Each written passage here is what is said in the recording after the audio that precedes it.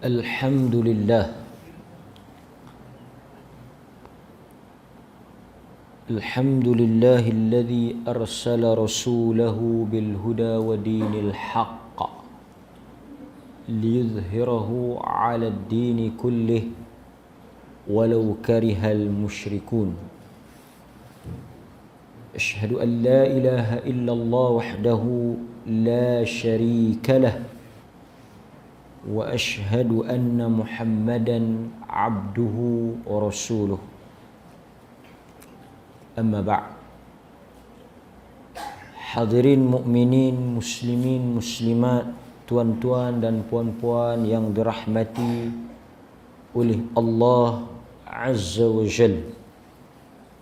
Syukur banyak-banyak kita kepada Allah kerana dengan izin dan pertolongan inayah daripada Allah kita dapat mengadakan majlis yang mulia pada malam ini, iaitu majlis ilmu ataupun halaqah zikir, yang mana di dalamnya kita membaca, mendengar ayat-ayat suci Al-Quran, hadis-hadis Nabi sallallahu alaihi wasallam.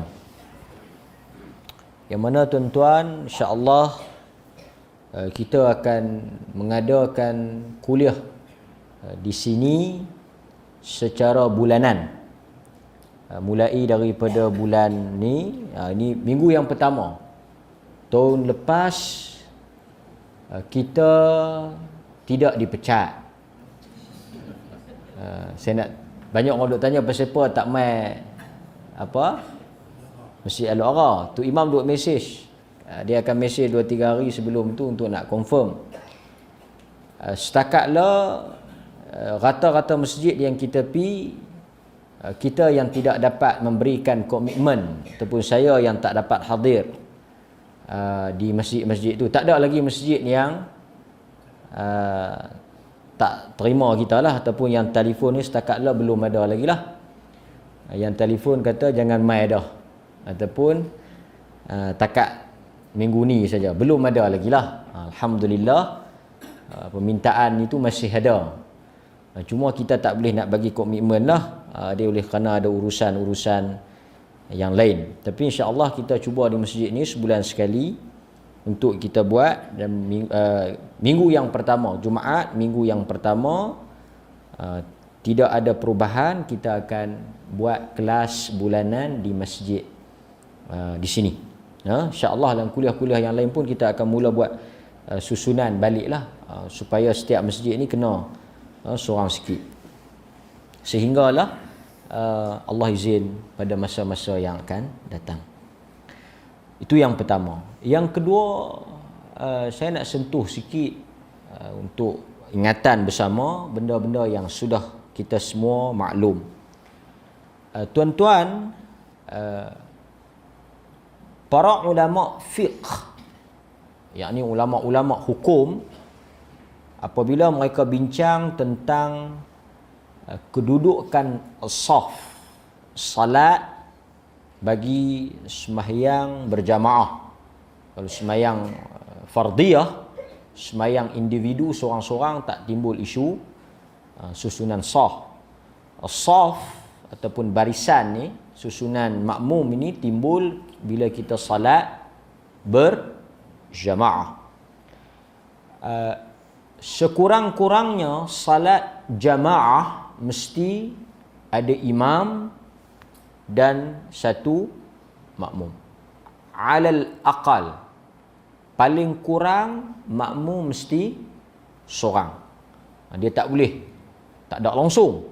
Sembahyang jemaah ni paling sikit minimum satu tu imam, satu makmum.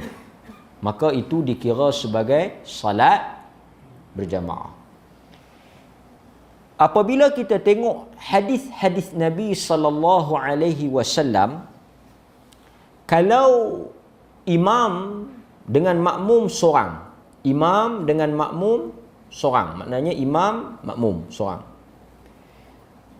Kita tengok hadis Ibn Abbas umpamanya, imam kalau tengok Nabi, dia akan berdiri sebaris dengan makmum.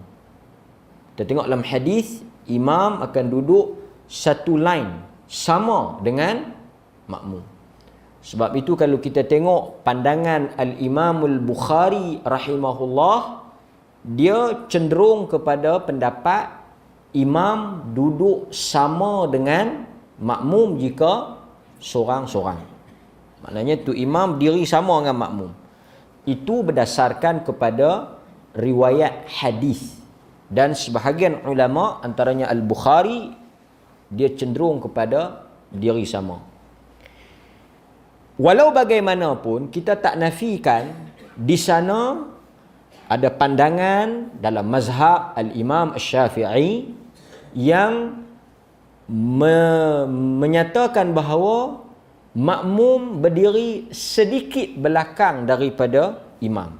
Inilah pandangan dalam mazhab Al-Imam Asy-Syafi'i. Dan pandangan ini tak salah, ijtihad. Walaupun tidak ada nas yang menyebut belakang sikit, tapi ijtihadnya imam dengan makmum dia ada beza sikit lah. Jadi kedua-duanya boleh dilakukan, tidak menjejaskan kesahihan semayang. Jadi tuan-tuan jangan pelik lah kalau tuan-tuan tengok ada orang dia semayang berjamaah tapi dia duduk baris sama. Yang belakang sikit tu biasa kita nampak. Dia ada pandangan macam tu. Dalam mazhab Syafi'i dia suruh pergi belakang sikit tu imam. Ada nas yang menyokong, wallahu a'lam, tak ada, tapi ijtihad lah.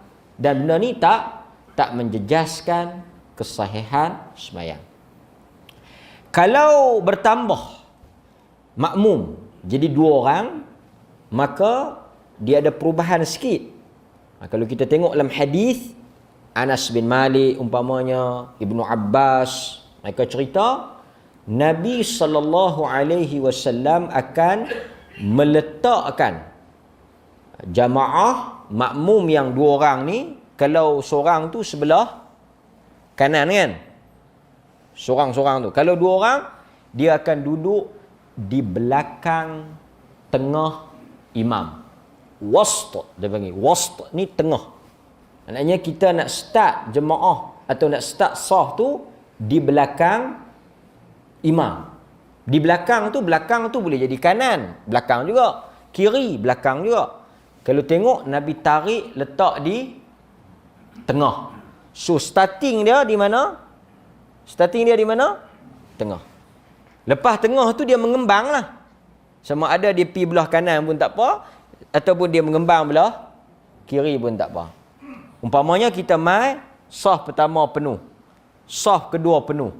Kita baru masuk, kita mungkin 3-4 orang. Kita nak celapak pergi tang mana? Kita nak tuju pergi tang mana?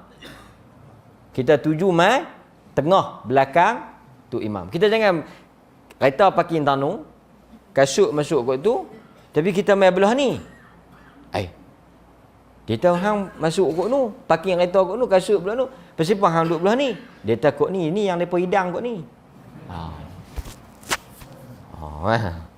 Depa hidang kat ni.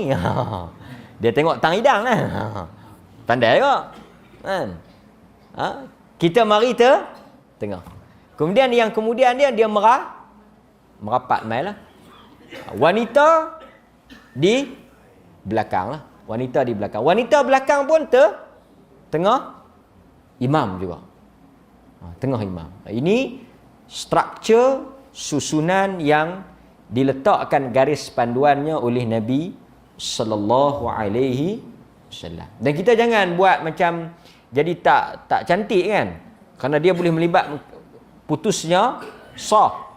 Ada hujung sikit, tengah sikit, hujung nu sikit. Ini mungkin sekarang banyak kan Pakatan Harapan, apa dia ni, warisan, saya pun tak tahan hafal kan, Barisan Nasional apa semua kan, mungkin kita tak tahu, dia mungkin ikut blok susunan kerusi parlimen kan, dia ikut. Kita mari rapat tengah, Nabi SAW menyatakan, man wassala, sesiapa yang menyambung saf, Allah akan menyambung dia. Sesiapa yang memutuskan sah, Allah akan memutuskan dia.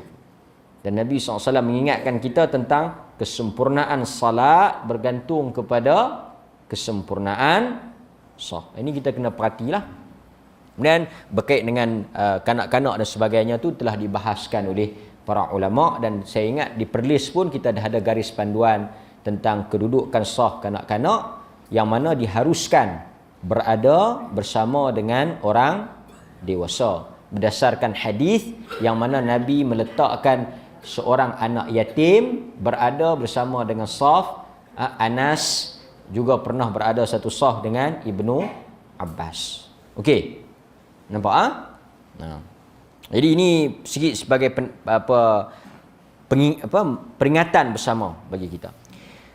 Okey tuan-tuan hadirin mukminin, kita nak pergi kepada apa yang kita nak bincang di sini. InsyaAllah secara bersiri, kita tak habis satu malam tajuk-tajuk yang ada ni. Kita pergi kepada satu demi satu lah. Iaitu apa yang saya nak kongsi di sini.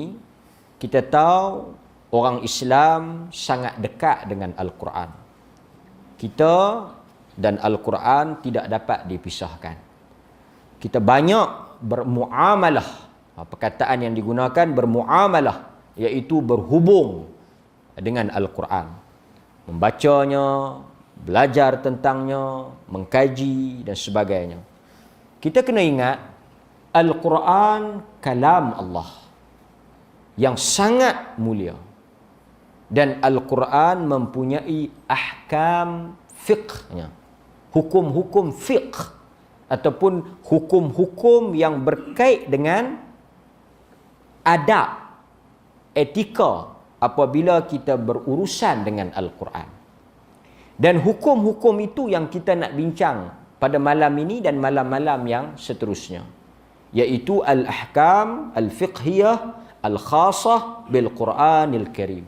Hukum-hukum berkait dengan Al-Quran Al-Karim. Apa yang boleh, apa yang tak boleh. Al-Quran ni dia sangat istimewa. Dia tak sama dengan hadis. Hadis pun hebat, hadis pun ada kedudukan dia. Hadis pun kita katakan wahyu. Tetapi bila nak banding dengan Al-Quran, dia tak sama dari beberapa sudut. Satu, Al-Quran kita boleh baca di dalam salat. Tetapi hadis kita tak boleh baca dalam salat. Tuan-tuan jangan baca pula. Lepas-lepas baca Fatihah, amin an amiril mu'minin Abi Hafsin Umar bin Khattab. Tuan-tuan baca innamal a'malu binniyat. Kan makmum yang di belakang tu dia kata, awak imam baru ni baca aku tak pernah dengar ni. Surah apa? Kan? Pergi tanya dia, surah mana tu imam? Saya pun taklah hafal Quran, tapi saya duk dengar macam pelik sangat. Dia kata dia tak baca Quran, dia baca hadis. Tahun baru ni kan, dia kata kita tukarlah sikit. Tak boleh. Siapa yang baca hadis tak sah. Tak kena, tak boleh, dilarang, tak sama. Tak boleh. Kan? Kita juga jumpa hadis yang mana Nabi SAW menyatakan membaca Al-Quran diberikan pahala satu huruf 10. Satu huruf kita baca, umpamanya Alhamdulillah, alif, lam, ha, min, dal. Ke alif, lam, lam, ha. Semua tu satu huruf tu 10. Yang mana kelebihan ini, ganjaran ini tidak diberikan kepada hadis. Kita baca hadis, lagi kita baca hadis. Kita dapat tak satu huruf 10? Tak dapat. Tetapi hadis ada kelebihan dia lain. Naddarallahu imra'an man sami'a maqalati fawa'aha. Allah memberikan cahaya kepada wajah orang yang mendengar perkataanku kemudian menghafalnya. Yang tu kelebihan hadis. Orang yang dengar hadis lepas tu dia hafal hadis, naddarallah, Allah memberikan cahaya pada wajahnya. Jadi tapi nak habaknya dia tak sama level dengan Al-Quran. Hadis orang boleh reka, orang boleh buat hadis, orang boleh duduk karang hadis, tapi Quran tak boleh. Orang tak boleh karang, orang tak boleh tiru, orang tak boleh buat. Quran tak boleh. Inna nahnu nazzalna dzikra wa inna lahu Quran kata kami yang turunkan Al-Quran. Hadis pun Quran, Tuhan juga yang turunkan. Tetapi hadis orang boleh buat, fabricated. Hadis palsu, orang boleh cipta. Tapi Quran orang tak boleh. Itu hebatnya Quran, mulianya Quran, sangat istimewanya Al-Quran. Dan bila istimewa, bila dia ni sangat besar, dia adalah dia punya etika dia. Adab dia. Rule dia. Peraturan dia yang mesti kita ikut supaya kita tak berdosa ataupun kita tak langgar apa yang digariskan oleh Allah dan Rasul berhubung dengan kemuliaan dan kehormatan Al-Quran. Jadi banyak ni kitab yang tebal ni yang tuan-tuan tengok ni membahaskan tentang perkara-perkara yang berkait dengan hukum adab kita berinteraksi, bermuamalah dengan Al-Quran. Okey. Nampak? Sebab kita nak sama-sama menghidupkan budaya mencintai Al-Quran. Jadi kita kena belajarlah kan? Okey, memendekkan mukaddimah dan pengenalan kita terus kepada mabhas ataupun perbincangan yang pertama. Okey, boleh tuan-tuan? Perbincangan yang pertama, iaitu berkaitan dengan hukum qiraah Al-Quran, membaca Al-Quran bagi orang yang muhdis. Orang yang muhdis. Kena baca bagi elok-elok. Dia hijau kadang-kadang sama. Muhaddis, ahli hadis, ulama hadis, kita panggil muhaddis. Tapi kalau muhdis, orang yang berhadas. Lain tu. Ahli hadis dengan orang berhadas lain. Ahli hadis ni pakar, alim, jaguh, ilmuwan. Orang berhadas ni macam kita lah, kan? Berhadas. Jadi kita tengok sedikit berkait dengan orang yang membaca Al-Quran dalam keadaan dia berhadas asghar, kecil. Maknanya dia tak ada wuduk lah. Orang yang tak ada wuduk, dia dalam keadaan berhadas. Sebab kita nak angkat hadas, ada dua cara. Satu, kalau hadas tu hadas kecil, asghar, kita ambil ayat semayang. Boleh. Kalau hadas itu akbar, hadas besar, junub, kita kena mandi wajib. Mandi junub atau mandi hadas. Yang kita nak bincang nombor satu, tuan-tuan kena ingat, note, berkait dengan membaca Al-Quran bagi orang yang berhadas. Maknanya dalam erti kata yang lain, dalam bahasa yang mudah faham, orang yang tidak ada ayat semayang.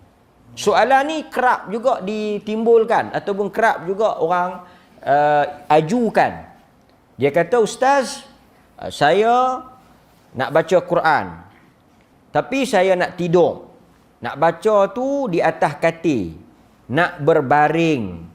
Jadi bila nak tidur, saya taklah pakai tudung, taklah tutup aurat sempurna. Mana orang tidur pakai tudung, tutup, pakai stokin, kan? Melainkan dalam televisyen kita tengok orang berlakon tu lainlah ceramah, drama kan, cerita, cakrawala apa semua tu. Tapi kalau kita mestilah kita pakai pakaian nak tidur kan, pakaian simple ringkas ni, taklah berbungkus berbangkah ni. Kan? Jadi bila kita nak tidur kadang-kadang tak ada wuduk. Kan? Kita nak istighfar, nak baca Quran atas kereta, di pejabat, kadang-kadang kita tak ada wuduk. Jaranglah orang yang 24 jam sentiasa dalam keadaan berwuduk. Kan? Kadang-kadang kita duduk dalam kereta api, kita tak tahu nak buat apa, kita nak baca Quran tapi kita tak ada ayat semayang, kita dalam keadaan tak suci, kan? Berhadas lah, kan? Maknanya kita dalam keadaan tak ada ayat semayang lah. Macam mana perkara tersebut? Boleh ataupun tidak? Okey, kita tengok perbahasan yang dikarang dan dihimpunkan oleh para alim ulama kita. Okey, kita tengok sikit.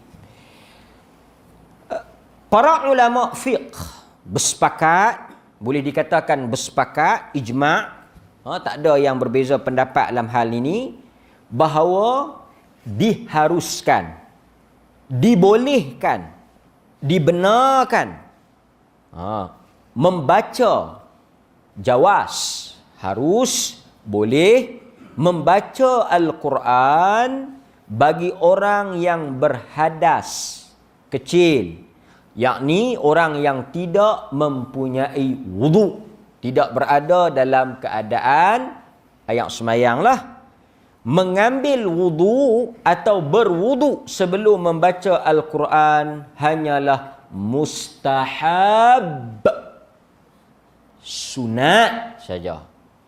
Jadi clear lah.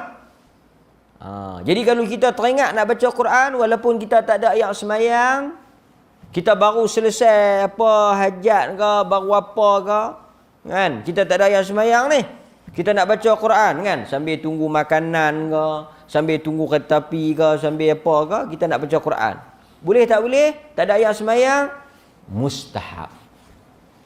Ayat semayang ni wajib, macam kita nak semayang, itu wajib lah kan. Air semayang, air salat, air wuduk ni kita wajib ambil bila nak salat.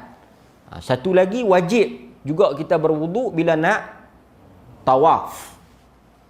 Yang lain tu banyakkannya tak kuat. Ada kata kena, ada kata tak. Tapi kalau sekadar tuan-tuan nak baca Quran, kalau Quran pun boleh baca, yang lain tuan-tuan jangan tanyalah. Sekali tanya pula. Kalau nak baca astaghfirullah ke, zikir ke, apa ke, boleh ke? Quran ni paling besar, zikir pun kita dah boleh, yang kecil-kecil lain tu lagilah boleh. Tak ada ayat mayang ni ustaz, tapi nak baca ni apa zikir-zikir seperti astaghfirullah alladzi la ilaha illallah kan, apa zikir-zikir tidur ke, zikir-zikir pagi, zikir-zikir petang, zikir-zikir sabah, zikir-zikir masak kan, boleh tak boleh? Tak ada ayat semayang, nak pergi ambil pun segar lah, hujan-hujan sejuk-sejuk ni. Kalau kita tengok dari sudut hukum, boleh, harus, walaupun kita tak ada ayat semayang. Dia kata di sini kalau kita tengoklah, seperti mana yang dinukilkan oleh An-Nawawi, dia kata tak ada. Jadi tuan-tuan kena faham ni, ini berkait dengan hadas kecil, iaitu tak ada ayat semayang. Kita akan pergi pula lagi kepada orang yang haid, orang yang junub. Tak boleh jawab, kita pecat. Orang yang junub. Ini cerita lain ni. Jangan apa? Jangan campur adukkan atau jangan keliru. Ini orang tu dia okey. Maknanya dia tu dia tidak dalam keadaan berjunub, cuma dia tak ada ayat semayang. Dia beza lah. Berjunub ni orang yang dalam hadas besar. Orang yang dalam hadas besar. Orang hadas besar kan. Sebab itu orang tanya, boleh tak boleh orang yang berhadas besar tidur? Umpamanya dia bersama dengan isteri dia, dia tak mau mandi. Dia tak mau mandi lagi. Dia nak tidur terus. Boleh tak boleh? Boleh tak boleh? Boleh. Tak ada masalah. Sebab apa? Dia nak tidur, bukan dia nak semayang. Yang tu kita kena peka, kena tahu. Kalau kita nak jawab tak boleh lah, dia kena mandi dulu baru dia tidur. Apa kaitan tidur dengan mandi wajib? Tak boleh tidur ke kalau tak boleh tidur ke kalau berhadas besar? Kan? Yang tak bolehnya nak sembahyang. Pasal itu Aisyah radhiyallahu anha. Aisyah kata apa? Nabi pernah bulan puasa, malam tu dia bersama dengan isteri dia, dia bersama dengan isteri dia malam puasa tu, bukan siang, malam tu, bersama dengan isteri dia, dia tak mandi. Lepas daripada memasuki waktu subuh, lepas daripada subuh, baru dia mandi.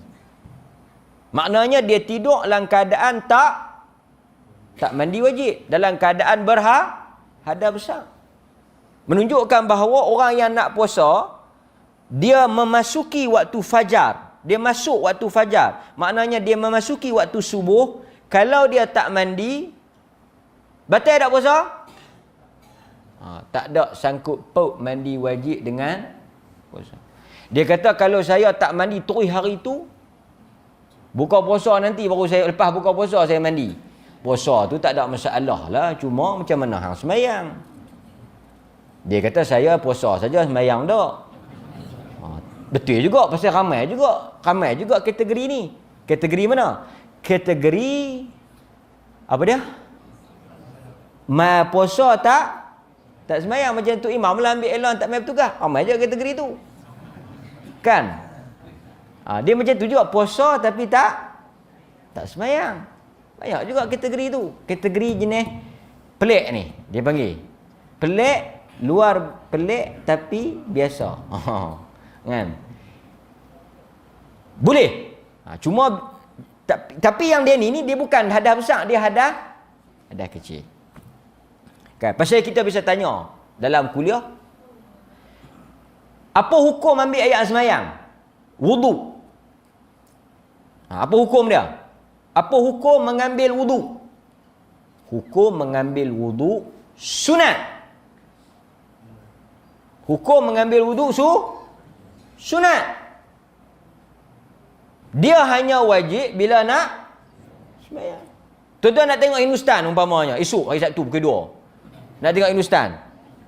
Kena ambil ayat semayang tak? Kena tak? Tak kena. Kalau jawab kena, kita pecat. Takkan tengok Hindustan pun kena ambil ayat semayang. Sebab ada orang kata, ustaz wajib lah. Kalau kita kata ambil ayat semayang hukumnya wajib, kita tak boleh biarkan diri kita dalam keadaan tak ada ayat. Pasal kita kata wajib. Kita ambil tak tahu batal, kena ambil pula. Tak boleh putus. Mesti sentiasa berada dalam keadaan betul ke macam tu? Betul atau tidak, tuan-tuan? Tak betul lah. Kita ambil ni bila nak semayang. Kadang-kadang kita terajin lebih sikit. Apa dia? Nak baca buku. Ataupun kita rajin sikit, saja-saja kita ambil. Kan? Bahkan Nabi pun sebut kan, kelebihan ambil wuduk walaupun tak batal. Umpamanya kita ambil maghrib. Ambil maghrib, kita tak batal. Payahlah nak batal kan, isyak sat sangat. Kan? Nak ambil pula ke tak? Wajib ambil pula ke tak? Wajib ataupun tidak untuk isyak? Tidaklah, pasal kita masih ada wuduk. Sebab itu kita kata kalau tuan-tuan wah-wah kentut ke tak? Kita kata tak apa. Tuan-tuan ni wah-wah ni kentut ke tak? Pasal duk gelak banyak, tak tahu. Aku ni macam tergelak. Macam tergelak tu memang gelak. Aku ni gelak macam terkentut. Kan? Aku tak perasan. Kita kira ada. Kena ambil tak? Dari sudut hukum tak gaduh. Tapi ada hadis Nabi kata sunat kita mengulangi wuduk walaupun tak batal. Saya nak habaknya itu status ambil wuduk. Dapat tak? Jadi dalam kisah macam ni, kalau tuan-tuan tak mau ambil wuduk, tapi tuan-tuan nak baca Quran, kadang-kadang kita jadi malas. Dan sebab tu Nabi bagi satu reward, ganjaran. Siapa yang dia ambil wuduk pada waktu yang makarih, waktu yang dia tak suka, dia pergi ambil wuduk. Ada waktu-waktu kita rasa berat, rasa malas, rasa segan, kan? Kita rasa dia pergi ambil, ada pahala besar untuk dia, iaitu mengambil wuduk indal makarih, ketika mana waktu-waktu dia tak dia tak suka, dia tak berapa nak semangat pergi ambil, dia pergi ambil. Dia dapat pahala yang sangat besar, kan? Kata Al-Imam An-Nawawi rahimahullahu ta'ala, dia sebut dalam kitabnya Al-Majmu' Syarah Muhadzab, dia kata apa? Bersepakat para muslimun, yakni para ulama, di atas harusnya membaca Al-Quran bagi orang yang berhadas kecil. Afdal wal afdal an yatawadda laha. Afdal, untuknya berwudu. Afdal saja. Afdal tu maknanya sangat baik, sangat besar, sangat elok dia pergi ambil. Tapi kalau dia tak ambil, tak ada apa-apa lah. Nampak? Okey. Cuma kadang-kadang orang kita ni biasalah ekstrim, melampau, ghulu.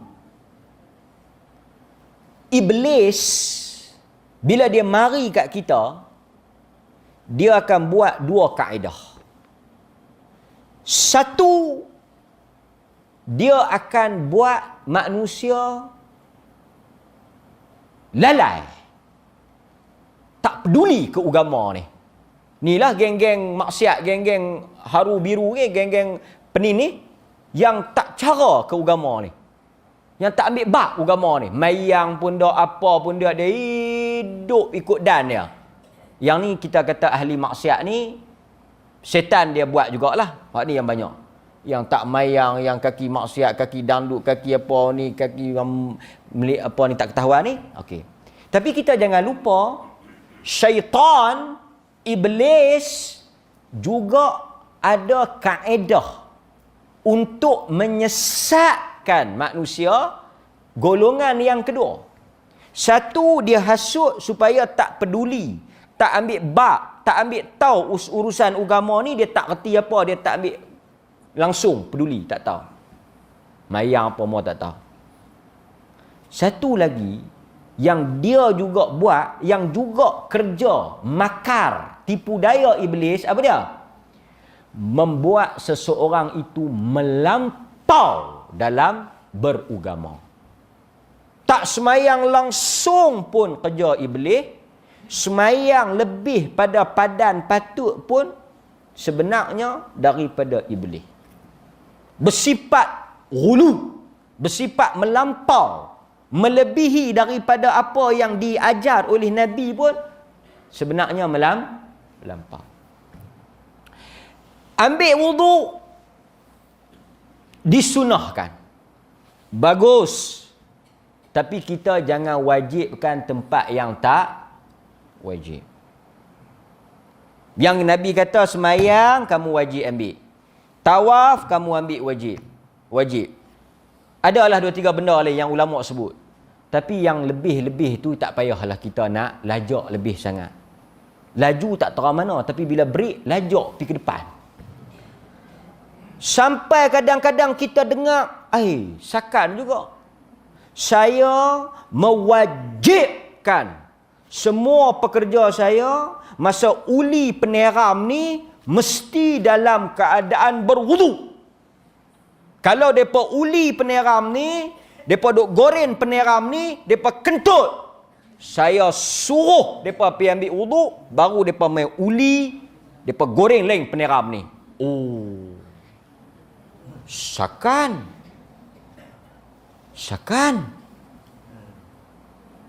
Jadi apakah keistimewaan peneram ni? Keistimewaan peneram saya ni berbanding peneram-peneram yang lain adalah orang yang buatnya semua dalam keadaan berwudu. Kalau ada pekerja tu haid, saya tukar dia pergi bahagian lain, dia tak boleh terlibat dalam bahagian masak-masak ni, dia mungkin pergi bahagian bungkus dan sebagainya kerana dia tak suci. Kita dengar kata, beli 3 bungkus. Ini salah satu contoh ekstrim, melampau.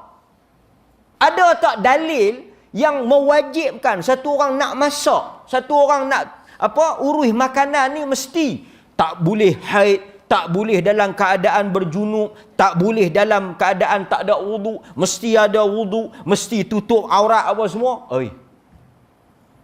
Kita kata tak ada pula nas, dalil yang sampai tera tu.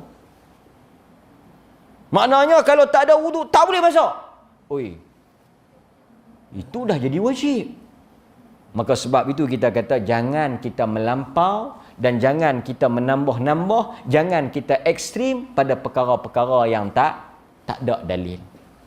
Kan? Nampak? Ini satu perkara yang saya rasa contoh yang boleh kita buat.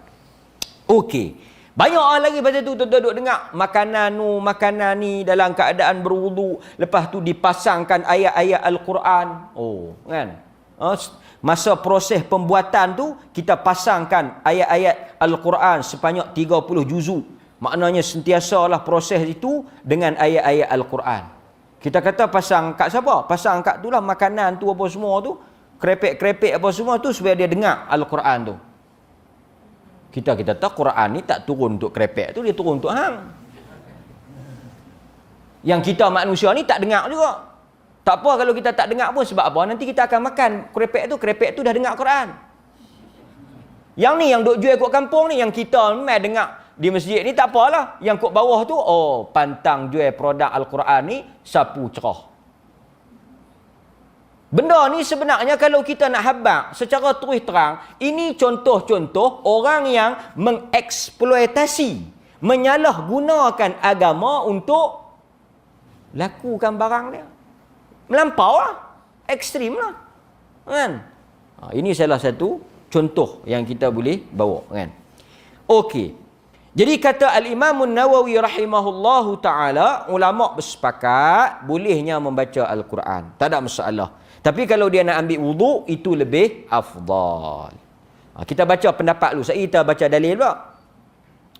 Demikian juga dia sebut dalam kitabnya At-Tibyan. At-Tibyan fi adab hamlatil Quran. Iaitu berkait dengan orang yang nak berurusan dengan Quran ni, adab-adab dia. Dia kata, wal ahadith fihi kathirah ma'rufah. Hadis-hadis yang membolehkan, hadis-hadis yang membolehkan orang yang tidak ada yang semayang ni membaca Al-Quran, kathirah, sangat banyak. Sangat banyak. Dalil yang menyokong, dalil yang membenarkan pandangan ini, pendapat ini sangat banyak. Pasal itu kita tengok tak ada ulama yang berbeza dalam bab ini. Tak ada ulama yang berselisih dalam bab ini kerana dalilnya sangat banyak. Okey, clear. Jadi orang yang nak baca Quran, kalau dia tak ada yang semayang sekalipun, tidak menjadi halangan untuk dia. Tak jadi halangan untuk dia, kan? Kadang-kadang kita ni alasan saja banyak. Bukanlah nak baca sangat pun, alasan saja. Dia memang tak mau main masjid, lepas tu buat alasan, tu imam kena pecat. Hang tu memang balok. Sengah-sengah ni dia guna kesempatan dia. Kita tak akan pi dah masjid pasal tu imam kita tak ada. Sebelum tu imam tu tak ada pun hang tak pi. Dia buat alasan. Kalau kita memang kaki masjid, ada masalah ke tu imam mana pun? Kau kita sembahyang kerana tu imam, kau kerana Allah Ta'ala. Kadang-kadang kita ni alasan saja. Ish, duk teringat nak baca Quran. Ayat mayang pula tak ada. Lepas tu bila pergi ambil ayat mayang, kawan pula mai ajak menyembang. Tak baca juga situ. Tak sah, tak nak baca, tak ada ayat mayang. Dah ada ayat mayang, kawan pula mai ajak sembang. Tak baca itu. Lagu tu kita. Bulan puasa pun, kan? Awal-awal nak pergi tarawih, dia pun kata, hang pergi pa awal-awal, Lailatul Qadar 10 tak akhir. Tak pilah minggu awal tu. Masuk 10 tak akhir, dia tak hang pulun buat apa, malam-malam ganji tu hang tumpu malam-malam ganji. Malam-malam ganji nak pergi cari bulu, sarung bantai, sarung kosyen, cucuh pelita pula. Alasan saja sebenarnya.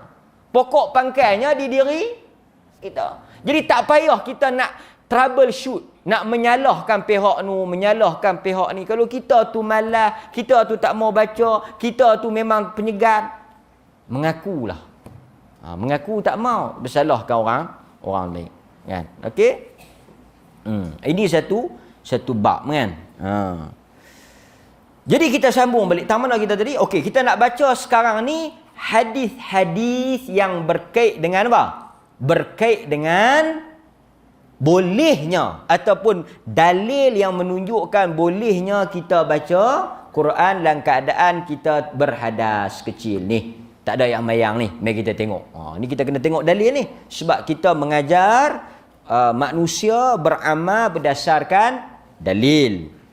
Jadi bila nak buat ni, kita dah tahu hukum, kita nak kena tahu sokongan, sandaran, keterangan. Baru kita boleh buat. Jangan buat kerana saya kata boleh. Dia tak boleh. Kan? Semalam Ustaz Abang dah boleh. No. Kita tengok keterangan dia. Keterangan dia. Okey. Awalan. Yang pertama, minas sunnah. Daripada sunnah. Yang pertama, daripada sunnah. Yang mana ada riwayat yang cerita berkait dengan apa yang kita sebut ni. Daripada Abdullah ibnu Abbas. Abdullah ibnu Abbas. Siapa dia tuan-tuan? Tuan-tuan kena ingat nama dia Abdullah ibnu Abbas.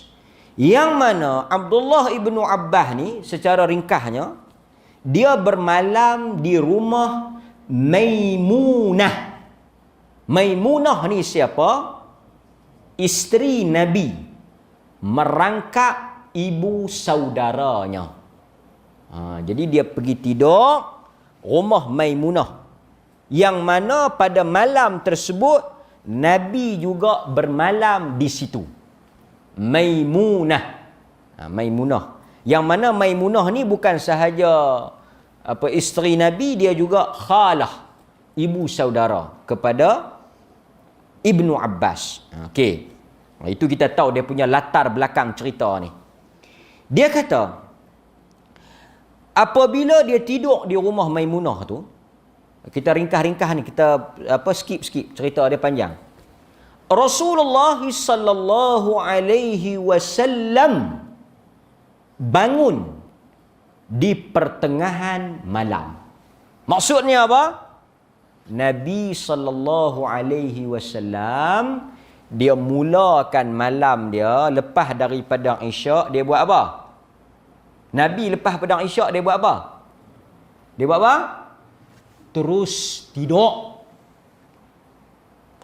Tuan-tuan tanya saya, Nabi lepas Isyak dia buat apa? Terus dia tidur. Pasal itu Al-Imam An-Nawawi dia ada satu bab dalam kitab Riyadhus Salihin, larangan bersembang, bercakap, ngobrol kosong, omong-omong kosong, atau buat apa-apa urusan lepas daripada makruh. Tapi kalau kita ada urusan ke, ada perkara-perkara ke, sekali-sekala ke, nak pasal apa dia tak bagi kita sembang lepas Isyak ni? Baru nak rancak kan lepas Isyak. Pasal apa? Dia nak jaga supaya kita tak lajak subuh. Nampak? Pasal tu Nabi lepas Isyak dia tidur. Lepas Isyak dia tidur. Dia bangun pula di pertengahan malam. Di pertengahan malam. Maknanya kalau kita tengoklah riwayat-riwayat lain, sepertiga akhir malam. Jadi Nabi ni pun tera dia tu lena. Sebab itu dia marah orang yang tak mau lena. Lena tak semayang langsung pun teruk, tak mau lena nak semayang pun tak boleh. Tu kita kata tadi ni. Syak ni lena sampai tak mayang pula kan. Lepas balik kerja tu pukul 5.30 bom tu, esok mangkit mandi pergi kerja pula.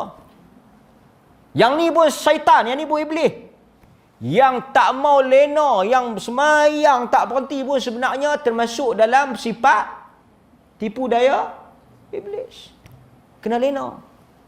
Kan? Lena apa? Kita nak mati ni. Tak. Pasal nak mati kena lena. Kan? Okey, kita bagi laluan sikit pada Azhar. Saya kita sambung sikit huraian berkaitan dalam bab ini. Wallahu a'lam.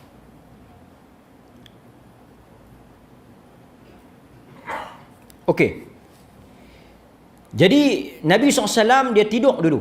Dia tidur, kemudian dia bangun di pertengahan malam. Di pertengahan malam. Untuk bila kita bangun, lepas daripada tidur, kita salat, itulah yang kita namakan dengan tahajud. Banyak juga orang duk bertanya tahajud ni macam yang Nabi buat ni lah. Dia lena dulu, lepas tu dia bangkit. Tuan-tuan tak niat tahajud pun dia jadi tahajud. Tahajud salat yang didirikan setelah kita tidur. Dalam Quran disebut wa minal laili fatahajjad bihi nafilah. Kan? Sebahagian malam itu mereka bangun bertahajud kepada Allah Subhanahu wa taala. Kan? Jadi tahajud ni kita tak boleh buat lepas Isyak lah. Kita kena tidur dulu, kan? Kalau kita buat lepas Isyak, dinamakan sebagai salatul lail, sembahyang malam saja. Macam kita buat tarawih tu. Tarawih tu sembahyang malam. Tapi kalau kita tidur dulu, lepas Isyak kita balik, kita tidur, lepas tu kita bangkit, yang tu dinamakan tahajud. Okay, mana Nabi bangkit? Lepas daripada Nabi bangkit tu, kata Ibnu Abbas, baginda menyapu mukanya dengan tangannya. Ini antara sunnah bangun daripada tidur. Itu kita sapu muka kita tu, kesan tidur tu kita sapu dulu. Setelah itu, tang ni lah dia punya kemuncak dia. Thumma qara'a. Kemudian Nabi sallallahu alaihi wasallam membaca 10 ayat terakhir daripada surah Ali Imran. Kemudian baginda bangkit dan pergi untuk berwudu. Kemudian ambil wudu, barulah baginda salat. Ibnu Abbas kata, fasana'tu, aku pun buat macam mana Nabi buat. Lepas tu aku pergi berdiri tepi dia. Hadis yang diriwayatkan oleh Al-Bukhari. Okey. Maksud dia apa? Berdasarkan kepada hadis ni, Rasulullah membaca 10 ayat akhir penutup surah Ali Imran sebaik sahaja bangun daripada tidur. Yang mana kita tahu bahawa apabila Nabi bangkit itu dalam keadaan baginda tidak berwudu. Pasal lepas dia baca tu baru dia bangkit pergi ambil wudu dan baru dia mula salat. Jadi dia baca tu masa tu ada tak ada wudu, dia baru bangkit tidur. Di situ ulama keluarkan, dia panggil wajhu istidlal dia, bagaimana berhujah ataupun mengambil hukum daripada situ. Nabi membaca tanpa berwudu. Jadi kalau kita bangkit tidur, kita nak baca, boleh juga. Ini sunnahnya 10 akhir daripada surah Ali Imran. Bangkit tidur kita baca yang tu. Ada satu dah faedah malam ni kita dapat. Mungkin kita tak biasa buat, esok kita bangkit kita baca. Jadi boleh, walaupun tanpa ambil wudu. Kemudian kita tengok juga riwayat kedua, nas kedua, yang mana Aisyah radhiyallahu anha meriwayatkan, juga diriwayatkan oleh Al-Imam Al-Bukhari. Juga hadis yang kedua ni juga dalam Sahih Al-Bukhari, yang mana Aisyah meriwayatkan bahawa adalah Rasulullah sallallahu alaihi wasallam berzikir kepada Allah, dan termasuk zikir itu yang paling besar adalah membaca Al-Quran. Jadi orang yang baca Al-Quran ni sebenarnya dia juga telah dikira sebagai berzikir. Zikir itu juga merujuk kepada membaca Al-Quran. Kita baca Al-Quran itu pun sebahagian daripada, dan sebaik-baik zikir yang paling besar, a'zam, yang paling agung sekali zikir dia baca Quran. Kalau tak tahu apa kita nak meratik, tak tahu apa kita nak baca, tak tahu apa kita hafal, kita baca Quran. Itu pun dikira zikir. Dan Quran pun nama dia al-zikir. Jadi Aisyah kata Nabi SAW ni dia berzikir kepada Allah dalam setiap keadaan. Dalam setiap keadaan. Ala kulli ahyani. Setiap keadaan. Menunjukkan apa? Fi kulli waqt. Dalam setiap waktu. Maksudnya, tak kiralah sama ada dalam keadaan berwudu ataupun tidak. Dalam setiap keadaan. Dalam setiap waktu. Tak kira masa, tak kira tempat, tak kira waktu. Melainkan tempat-tempat yang tak boleh. Yang tu pun kita akan bincang nanti. Bab khusus tempat-tempat yang dilarang. Kita baca Quran. Itu pun ada dalam perbincangan kita. Akan sampai nanti tajuk tu. Tapi pokok pangkalnya Rasulullah sallallahu alaihi wasallam ada sahaja masa kosong, masa sengang, ruang, peluang, baginda akan berzikir, antaranya membaca Al-Quran. Jadi boleh tak boleh? Nabi sendiri melakukan hal itu berdasarkan kepada riwayat Aisyah radhiyallahu anha. Okey. Kemudian kita tengok pula sikit lagi. Dalil yang berikutnya. Pasal kita nak pergi satu-satu ni, kita ambil setakat, kita habiskan isu ni saja. Isu hadas kecil ni. Iaitu daripada Sayyidina Ali radhiyallahu an, yang mana diriwayatkan daripada Abdullah bin Salamah. Abdullah bin Salamah. Okey? Yang mana hadis ini menceritakan bahawa Sayyidina Ali radhiyallahu an menyatakan bahawa, ni perkataan Sayyidina Ali, dia cerita, dia kata Rasulullah sallallahu alaihi wasallam kana yakhruj minal khala, baginda keluar daripada khala, tandas. Baginda keluar daripada tandas. Khala ni tempat untuk menunaikan hajat. Dan dulu dia tak ada lah tempat-tempat yang tandas yang proper elok macam kita ni kan. Okey. Keluar pada khala, maksudnya lepas tunaikan hajat. Nabi sallallahu alaihi wasallam membacakan kepada kami Al-Quran dan makan bersama kami kambing. Dia nak cerita apa? Dia kata Nabi ni lepas daripada tunaikan hajat, dalam keadaan dia berhadas, dia tak ambil wuduk lagi, dia bacakan Al-Quran untuk kami dan dia makanlah dengan kami. Maknanya kalau kita nak makan ni faedah tambahan. Kalau kita nak makan, kita tak ada ayam mayang, boleh tak makan? Bila yang kita tak boleh makan? Bila tak ada makanan. Tak ada ayam mayang tak apa, jangan tak ada makanan. Ni ambil ayam mayang pun semua dah elok dah. Buka-buka tudung tak ada apa nak makan, tak boleh. Kan? Tak ada ayam mayang boleh makan. Tak ada masalah. Kan? Cuma kok-kok orang kita ni dia nak beradab lebih, dia pergi ambil ayam mayang dulu ke apa ke kan? Tak tahulah. Nampak? Okey? Jadi Nabi SAW ni dia baca Quran, dia makan. Dan Nabi SAW kata tidak ada yang menghalang daripada membaca Al-Quran melainkan janabah. Yakni apa? Dalam keadaan berjunub. Kencing berak ni junub ke tak?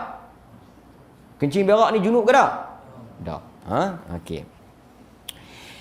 Ini antara dalil-dalil yang digunakan oleh para ulama menyatakan bolehnya apa dia? Kita membaca Al-Quran walaupun kita tidak berwuduk dan dalam keadaan berhadas. Jelas kepada kita. Cuma kalau tuan-tuan tanya, timbulkan isu, kalau kita pergi ambil ayam mayang macam mana Ustaz? Itu lagi baik. Itu lagi afdal, macam mana kata An-Nawawi, itu sangat bagus. Dapat pahala pula. Kan? Itu sangat baik, terbaik. Tapi kita nak ceritanya dari sudut hukum, bagaimana kalau kita tak ada? Apakah boleh, apakah dibenarkan? Dalam kesimpulan ini, dalam dalil-dalil yang ada ni, membenarkan. Maka, khulasahnya, kesimpulannya apa dia? Jika Al-Quran boleh dibaca walaupun kita tak suci dalam keadaan berhadas kecil, dalam keadaan tidak berwuduk, maka yang lain-lain pun bolehlah juga. Seperti zikir, wirid, doa dan sebagainya. Kita nak duduk kan, nak baca zikir pagi, astagfirullah, astagfirullah, asbahna ala fitratil Islam. Di pejabat umpamanya, kita malas nak pergi ambil yang mayang. Kita ada kerja, tak boleh tinggal tempat kita. Teruskan baca. Atas kereta, di atas kereta api, atas kapal terbang, yang mana sukar, susah kita nak ambil yang mayang. Kita pun dah batal. Nak mayang sendiri pun susah nak ambil yang mayang, maka boleh kita baca. Tidak ada masalah. Berzikir pun sama. Nak baca doa sebelum tidur. Bom-bom Allah tak ambil yang mayang lagi. Macam mana ni? Nak baca zikir ni, nak baca ayat kursi, al-mulk, apa semua ni. Baca saja. No? Kalau baca, tengah baca batal. Teruskan baca. Kalau baca batal pergi ambil yang mayang, baca pula batal pergi ambil yang mayang, tak lena kita duduk ambil yang mayang tu. Baca terus, tarik kain kebak, tarik kain selimut, boom lena, esok bangkit mayang subuh. Tang mayang subuh tu kena pergi ambil wuduk lain lah. Ini antara perbahasan menunjukkan bahawa mudah, senangnya kita nak baca Al-Quran.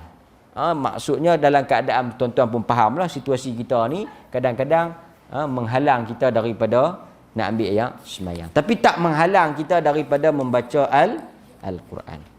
InsyaAllah dalam kuliah yang akan datang kita akan bahas berkaitan dengan membaca Al-Quran bagi orang yang mustahadah, orang yang dalam keadaan darah istihadah, juga membaca Al-Quran bagi orang yang haid dan junub, dan juga berkait lagi panjang berkaitan dengan haid dan junub ni, orang yang berjunub bagaimana keadaan dia, orang yang haid ni bagaimana.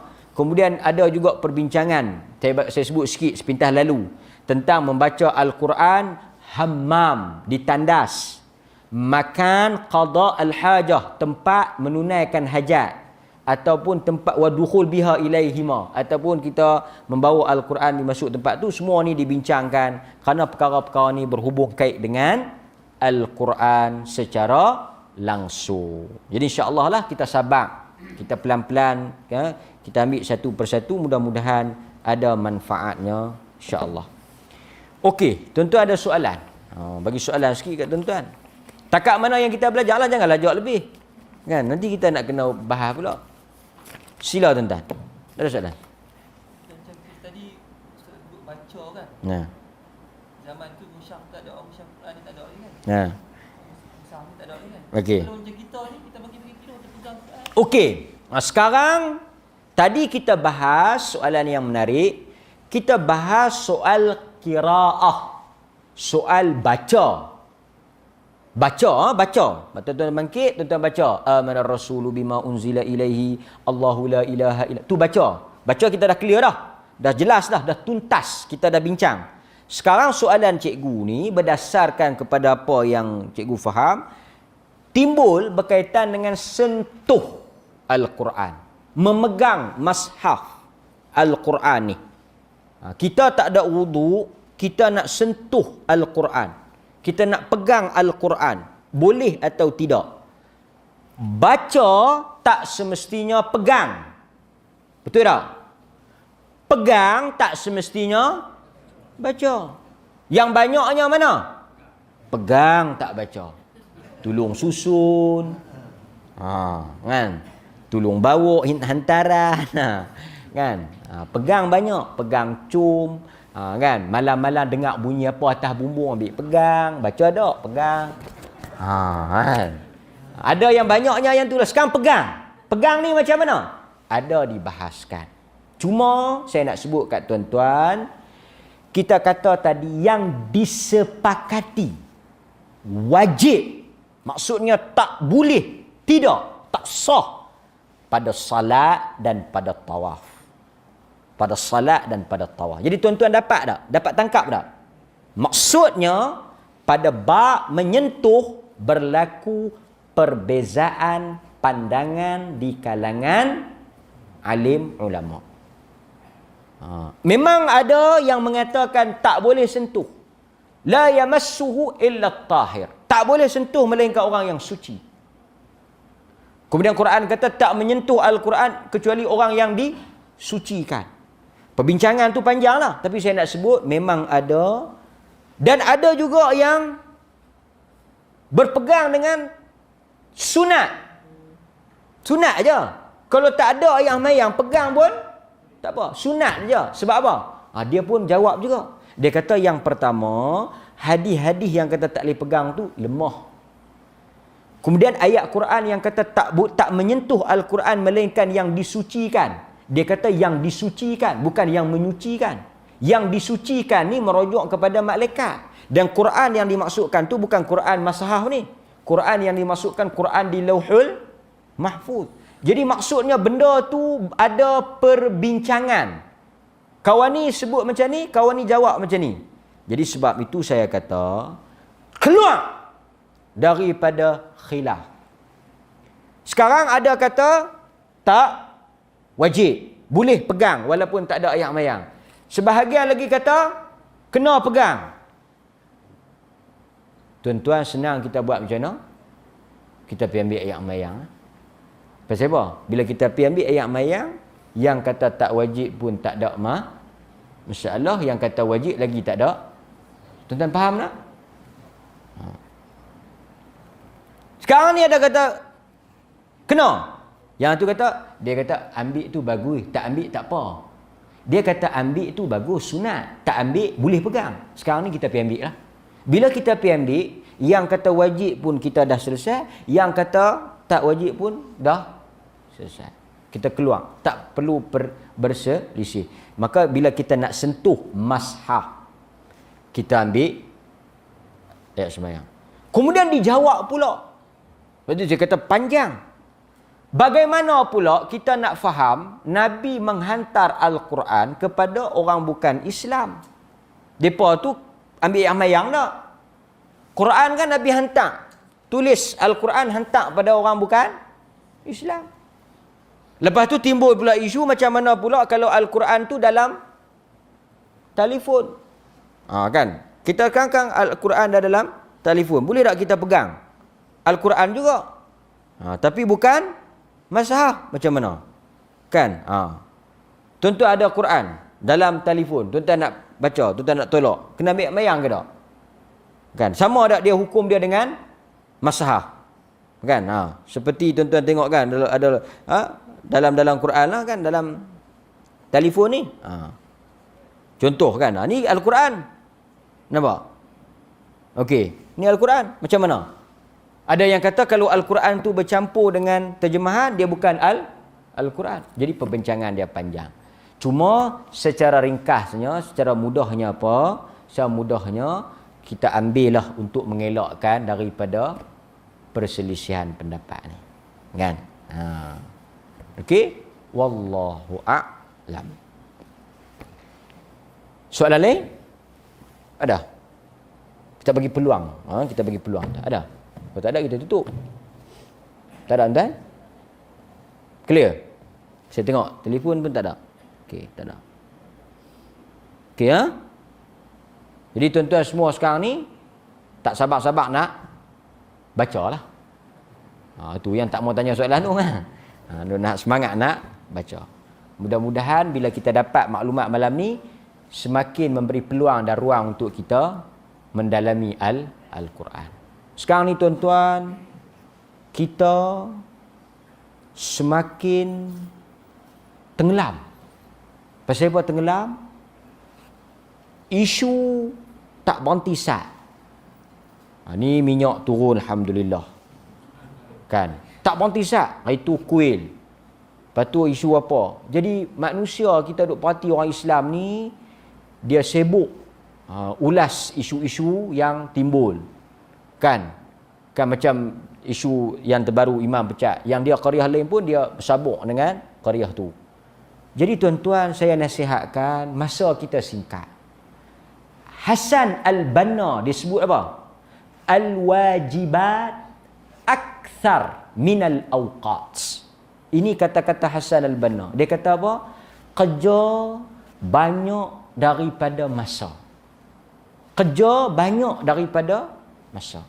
Jadi tuan-tuan, saya nasihatkan diri saya dan kita semua penuntut-penuntut ilmu, jika perkara-perkara yang tidak berhubung kait dengan kita, tidak berkaitan dengan bahagian bidang urusan kita, janganlah kita terlibat. Serah kepada pihak-pihak yang berkaitan. Kita hiduplah dalam keadaan tenang, sibukkan diri kita dengan benda-benda yang betul-betul berkait dengan kita. Tak perlulah, sebab kalau kita nak kalut dengan isu berita apa ni yang sensasi-sensasi ni, dia tak berhenti sat. Hari ni kita sibuk dengan berita ni, selesai dalam 3-4 hari. Elok kita nak buka Quran, naik pula di news feed kita ke, di WhatsApp ke, masuk cerita lain pula. Tak berhenti sat. Ayam depa kepok, depa tak sembelih. Bahas pula bab ayam. Habis bab ayam, roti Gardenia ada tulis klasik, ada hijau Melayu, ada hijau orang putih. Bahas pula kalut pula kita pergi duk check. Habis roti Gardenia, naik pula cerita tu. Jadi tuan-tuan, lalah sekali kita tak baca juga Quran. Ini sebenarnya talbis iblis. Dia menyebukkan kita, menarik perhatian kita untuk terlibat dalam hal-hal yang tak bersangkutan. Kan? Sebab itu saya mengambil jalan mudah. Urusan apa dia ni berkaitan dengan pengurusan hal ehwal agama Islam. Kita ada majlis agama Islam, jabatan agama Islam, itu urusan mereka. Serahkan pada mereka. Pentadbiran, hak mereka, dilantik, dibayar gaji, kuasa di tangan mereka. Serah, jangan kita terlibat. Jangan kita masuk campur hal ehwal yang tak ada kaitan dengan mereka. Kita cek anak kita salat, isteri kita, itu saja. Kan? Tak payah kita duk apa dia ni masuk terlibat sama, tak payah. Kan, tak payah. Pasal dia tak berkait dengan kita. Melainkan kalau kita pi, contoh yang berkait dengan kita ni bila kita pi, tak ada orang bang. Kan? Lepas tu tak ada imam. Yang ada kereta api duk pimai. Yang tu masalah lah. Tapi bila selagi, ni saya nak sebut ni, selagi kita pi ke masjid, azan dikumandangkan, imam ada, apa masalahnya? Saya nak tanya tuan-tuan ni, apa masalahnya? Apa masalahnya? Imam tak ada ke? Semayang tutup ke masjid kita pipi? Tutup. Orang grill. Buh pedi ayam, mangga besar. Tak ada. Tutup dah masjid ni, tutup. Itukah yang berlaku yang kita meloncat sangat ni? Lepas tu kita pun kalut. Kalut, pergi buat banner lah, kalut apa semua. Kalut. Akhirnya, tujuan asal kita tu, mai masjid nak semayang, nak mengingati Allah. Dalam masjid ni tuan-tuan, ni baca Quran pun tak boleh kuat. Baca Quran pun tak boleh kuat. Sebab dia tempat kita mencari ketenangan. Di situ tak ada masalah. Kalau tuan-tuan mai, duk ada lagi tu imam, okey. Tak ada masalah. Tuan-tuan mai tak ada tu imam, tak ada tu bila, senyap sunyi, lepas tu dengar cerita kata ada orang nak apa ni ambil alih masjid ni buat pasar raya ke apa, kita galutlah. Kan? Kita galutlah. Tapi setakatlah alhamdulillah semua masjid berjalan lancar, kan? Ada imam, ada bilal, semayang waktu ditegakkan, tak ada. Tuan-tuan, kita di Malaysia di Perlis alhamdulillah taklah jadi seperti di Xinjiang. Orang tak pergi masjid tak ada. Kan? Tak ada masalah. Ini soal pentadbiran, soal pengurusan yang mana kita tidak terlibat. Bukan bidang kuasa kita. Nasihat Nabi apa dia? min husnil islamil mar'i. Kita kata ni urusan pentadbiran, urusan bidang kuasa ulil amri. Di antara tanda baiknya orang Islam, tarkuhu ma la ya'ni. Jangan dia terlibat masuk campur. Ada satu ulasan saya terdengar orang hantar banyak, saya pun dengar. Dia kata depa hantar surat 31. Lepas tu berhenti 1 hari bulan. Kami anak makmum terawang-awang. Yang dia berhentikan imam, bukan dia berhentikan makmum. Yang nak terawang-awang pasal apa? Dia kata kami terawang-awang. Kita macam nak pergi tanya, hang pun dapat sorak ke? Hang pun dapat sorak ke? Dia kata terawang-awang. Tuan-tuan, masjid ni daripada zaman bila? Berapa kali tukar dah? Berapa kali dah tukar dah? Kau tak pernah tukar? Daripada sejak susun bata sampai law ni, Tok Imam tu. Berapa kali tukar? Tuan-tuan terawang-awang lah. Terawang-awang sangat dia. Saja nak buat teruk. Orang kita ni dia buat teruk. Dia buat teruk, tahu buat teruk. Dia buat gelabuh. Bukan ada apa pun. Saya dengar, oi, dia kata sakan. Kami terawang-awang. Dia hantar surat kat Tok Imam 31, 1 hari bulan, dia suruh berhenti. Kami terawang-awang. Kita terawang-awang ni bila mai tengok hang tengok aku tengok hang. Siapa nak jadi Tok Imam? Terawang-awang sungguh. Ataupun tuan-tuan mai tengok, awak masjid kita ni, dia pun tukar jadi kuil. Kita nak keluar lah. Maka tak payahlah terawang-awang sangat. Biar awang selamat sudah lah. Kita pergi mayang elok tak ada apa kan? Bukan orang tukar agama kan? Saya nasihat macam tu. Sebab apa tuan-tuan? Saya bukan nak masuk campur kan? Saya pun tak mau terlibat. Saya alhamdulillah lah selamat kan? Tak nak terlibat pun. Tu saya nak abang tu. Saya nak cerita apa? Bukan saya dapat apa pun. Saya bukan nak bertahan apa. Saya nak ceritanya, kalau kita duk buat perangai kalut lagu ni, tak habis. Tak habis. Tuan-tuan percayalah. Ni bulan 1 ni pun 4 hari bulan. Kita ada sampai 31 tau. Kita ada banyak hari, ada 4 minggu lagi. Tuan-tuan percayalah. Habis isu ni, dia akan main isu lain. Macam ni minyak kan? Minyak lah ni minggu-minggu. Kita tengok. Minggu ni naik, minggu ni turun. Dia lagu turun. Dia kata patut lama dah turun, patut turun banyak lagi. Patut akhir Khamis ni dia akan umum pula. Jumaat pasal secara mingguan. Dia kalut pula. Jadi kita lah sebulan tu tak berhenti sat duk kalut bab minyak. Ini nampak ni. Inilah urusan orang Islam. Hatta kan sampai ni. Surat khabar pun sama. Surat khabar ni pun sama. Masalah. Artis sembelit tak boleh nak berak 3 hari pun dia buat masuk dalam surat khabar. Artis tak berak 3 hari sembelit. Masuk dalam surat khabar. Artis sekian-sekian sudah 3 hari tak buang air besar. Masuk dalam surat khabar berita ni. Lepas tu ada lagi satu berita. Satu berita lagi. Artis baru kahwin. Tak boleh lepaskan suami dia artis masuk bilik ayak. Rindu ni sampai masuk bilik ayak pun tak boleh. Dia cari-cari laki dia, tengok laki dia duduk dalam bilik ayak. Rindu separuh mati. Dekat nak mati ni rindu masuk bilik ayak. Cuba bayang masuk bilik ayak. Masuklah surat khabar.